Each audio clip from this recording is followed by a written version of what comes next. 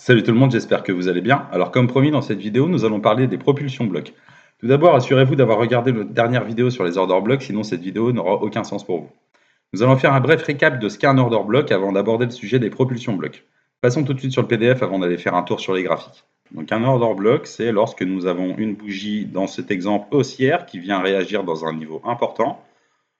Le prix clôture en dessous de l'open price de ces bougies qui viennent récupérer la buy side liquidity, réagir dans notre PG array. Nous allons attendre une clôture en dessous de l'open price pour valider cette bougie ou cette série de bougies haussières comme un order block bearish. Nous nous attendons donc à ce que le prix revienne dans cette zone avant de faire de nouveau plus bas.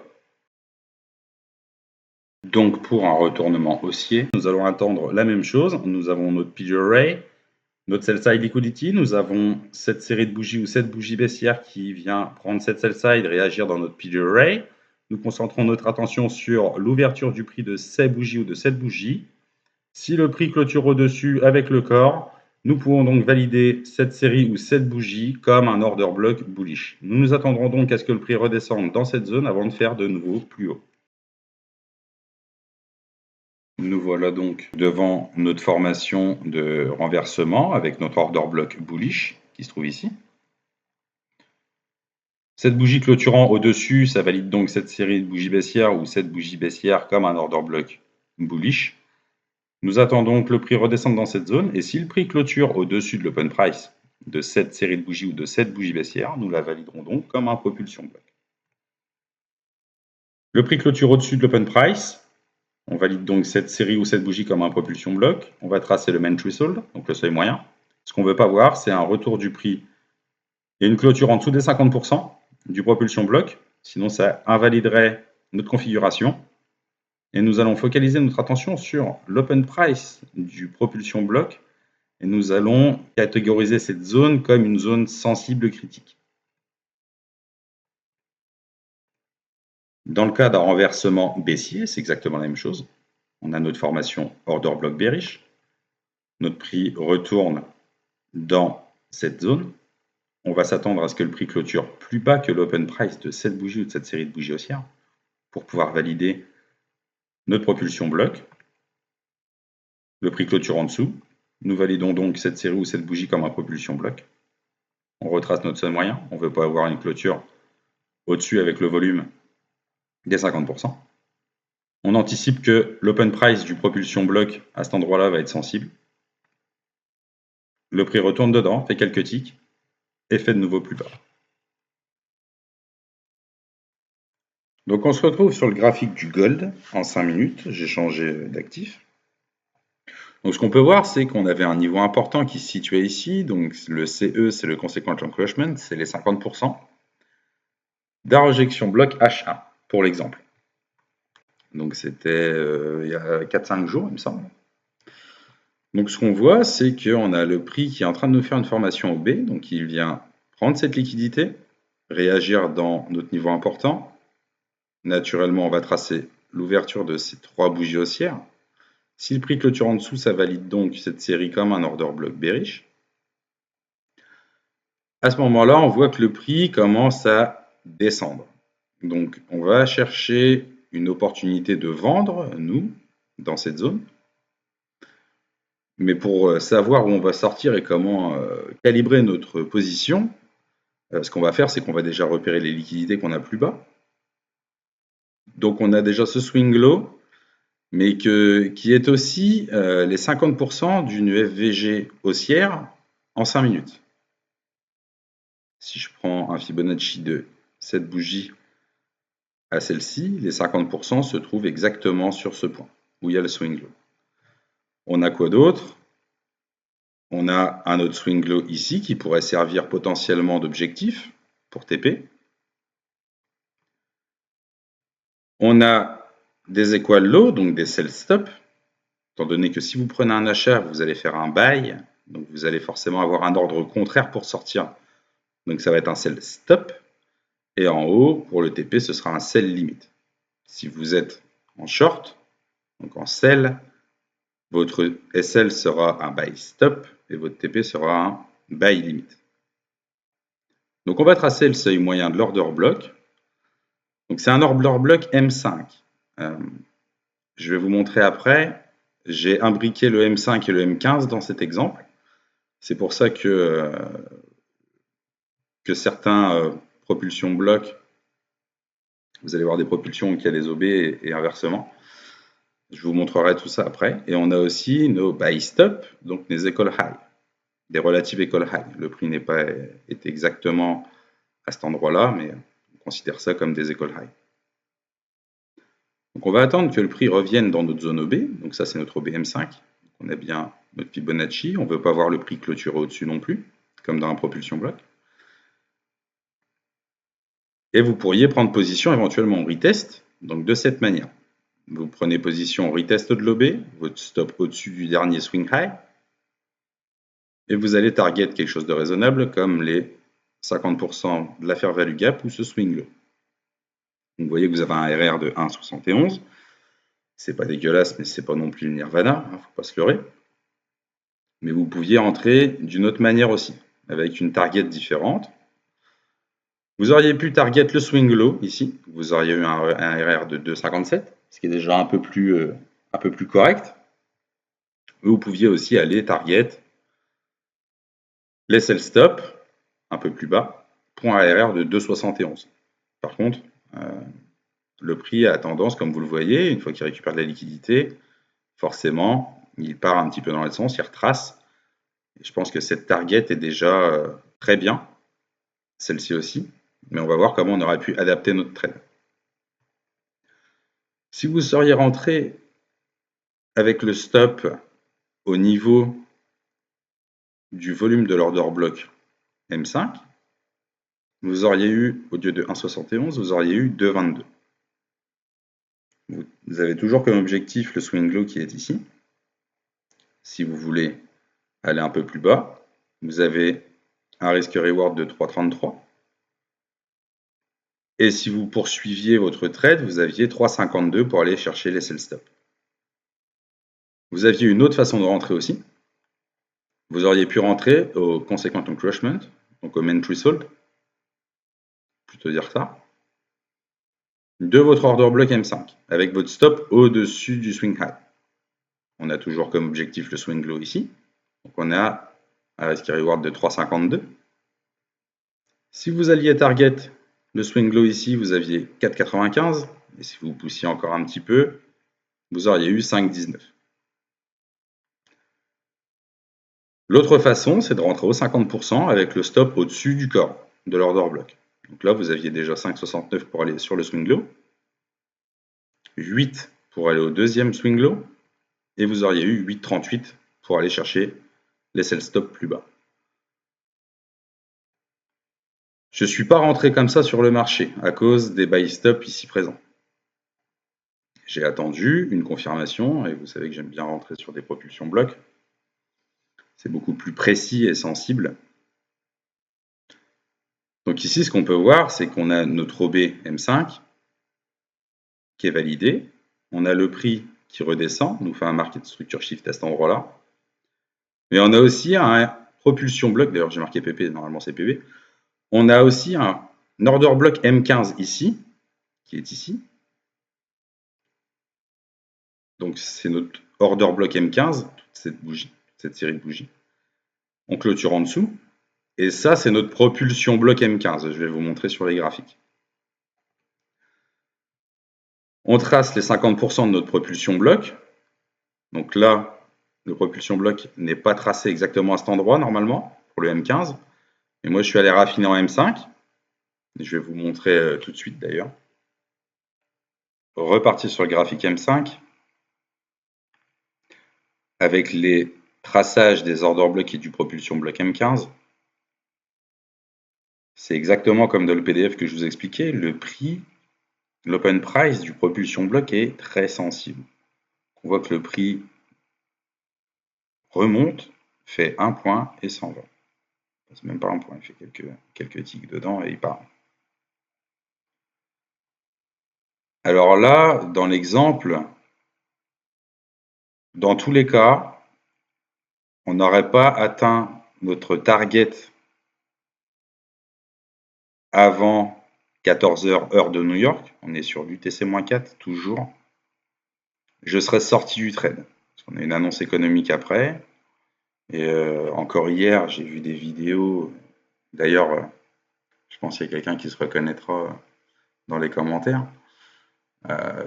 C'est assez compliqué, hein. C'est très compliqué.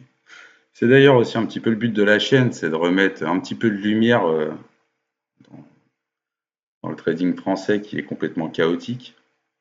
Et j'en parle sans maîtriser leur sujet. C'est-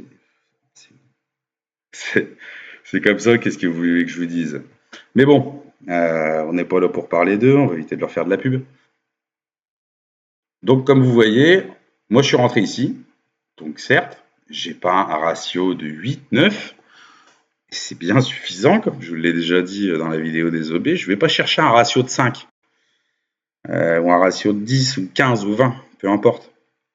Je vais juste chercher une position qui est cohérente, avec des probabilités de mon côté.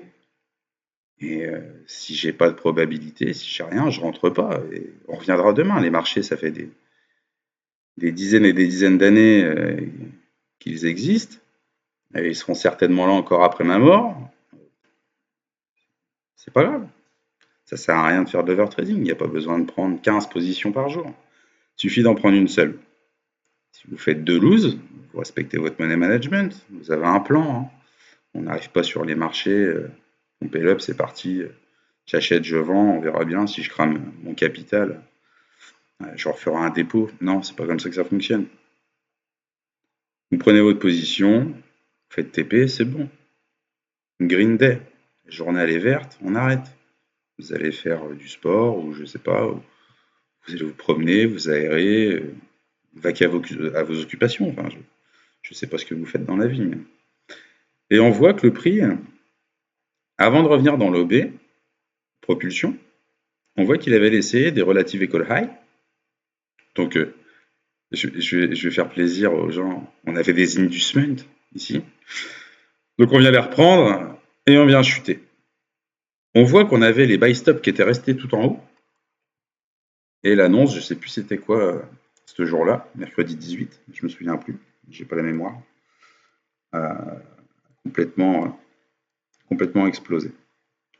Et si on poursuit encore un petit peu, on avait quoi? On avait un OB ici, qui a récupéré de la liquidité, clôture au-dessus de ces bougies. On a pas mal de choses, donc on a un breaker ici, un breaker block, ces trois bougies sont un breaker block. Les breaker block, ça sert à rien de les tracer énormes, hein, à part si vous tradez sur du H4 ou autre. On a un breaker block, pourquoi? On a un low, high, lower low, higher high. On peut le repérer. Donc vous le tracez à votre guise, avec ou sans les mèches, peu importe. Dans les configurations où je vais avoir des mèches rebelles, on va dire, qui viennent jusque là, je vais préférer tracer les volumes pour voir une réaction et je rentre pas dans l'OB comme ça. Vous avez pu me dire, oui, bah regarde en bas, il y a qu'est-ce qu'on a? On a un balance price range ici, un BPR. Un BPR, c'est une fair value gap en face d'une autre fair value gap, ici. On aurait pu rentrer là. Bah, écoutez, c'est libre à vous, mais avec la volatilité, ça retombe pile dans les 50%. Allez, pourquoi pas? On va chercher une target où? Assez simple. Comme d'habitude, on va chercher la standard déviation. Standard déviation 2 pour aller chercher notre TP. Faut pas exagérer, on va pas mettre notre stop.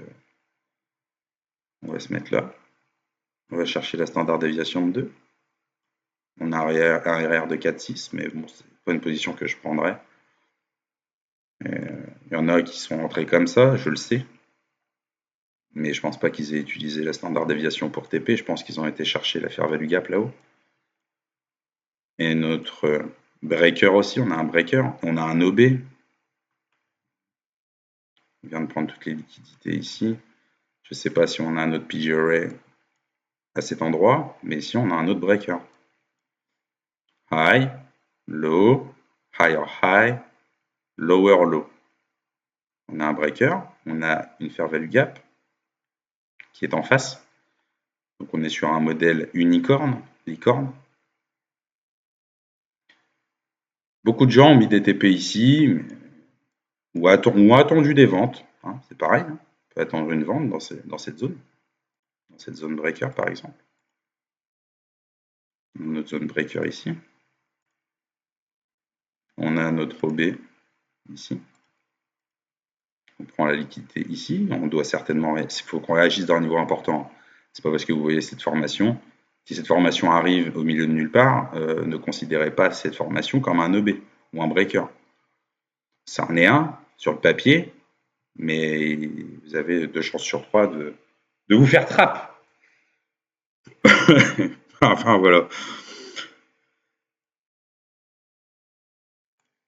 Excusez-moi, je crois que je suis en train de faire le montage en même temps. Il me semble que je dois avoir des petits soucis de lag. Mais bon, on va régler ça pour la prochaine vidéo. Donc, ouais, pour récapituler, nous avons notre breaker ici. Nous avons pris notre standard déviation, donc là c'est un petit peu différent. C'est si on était rentré sur l'OB+, éventuellement. Mais je vous ai déjà dit, on rentre pas comme ça. Mais ça, c'est libre à vous de faire ce que vous voulez.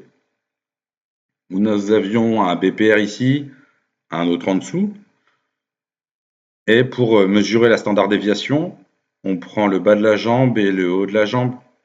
Et on projette 1, 2, 2,5. Je ne projette pas le 3 et le 3,5.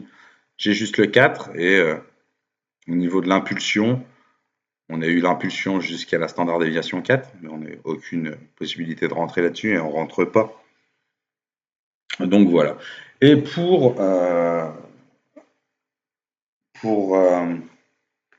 petit peu de culture, je vous ai mis un extrait des cours qu'on fournit à nos élèves pour vous expliquer que oui, c'est pas parce que le prix casse qu'on a des boss, comme on dit, des break of structure. Si vous savez pas dans quel sens vous êtes, non, ça sert à rien. Dans un order flow bullish, pardon. Donc là, nos cours, on a testé le point d'intérêt HTF et on a un flux d'ordre haussier. On s'attend donc à une continuation du prix. Et pas ah ça y est, on est passé bearish. Non, c'est pas comme ça que ça marche. Voilà comment ça marche. On passe à un cadre temporel inférieur. Nous cherchons à ce que les ordres de vente soient déclenchés, donc les sell stop. Puis nous attendons un retournement turtle soup. C'est exactement ce que je vois que les gens ne comprennent pas. On cherche une entrée ici en longue par un short ici. Donc on peut attendre un changement de structure de marché, un MSS ici, un retracement vers un breaker, un OB ou un FVG par exemple, avant d'aller faire des plus hauts. Donc voilà, la deuxième partie de la vidéo sur les OB est terminée. Donc dans la deuxième partie, on abordait, comme vous avez pu le voir, les propulsions blocs.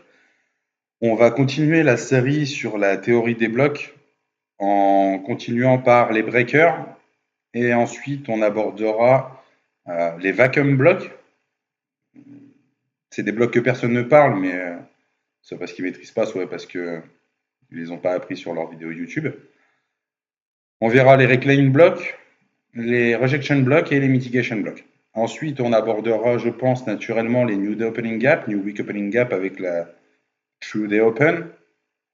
Et ensuite, on partira sur tout ce qui va être un petit peu plus compliqué. On ne parlera pas du quarterly tout de suite. On verra ça plus tard, mais on a beaucoup de points à voir encore ensemble. Par exemple, sur notre formation privée, on a à peu près 250 points différents qu'on aborde pour traiter ICT, comprendre ses concepts et les mises en application. Donc oui, forcément, ICT, c'est pas que des blocs, c'est pas des Fairwell Gap, des VI, des gaps, c'est pas toutes ces choses-là, ça en fait partie, mais ça représente même pas 10% de son enseignement. Et l'idée, c'est de vous enseigner ce que moi j'ai pu apprendre pendant plus de 2 ans, à raison d'une dizaine d'heures par jour. Je vous passerai les détails de ma vie personnelle, mais ça, ça ne regarde que moi. Mais vous pouvez me faire confiance. C'est un travail qui en vaut la peine. Et à l'arrivée, vous avez une belle récompense. Voilà, je vous souhaite une excellente journée ou une excellente soirée. Je ne sais pas quelle heure il sera quand vous regarderez cette vidéo.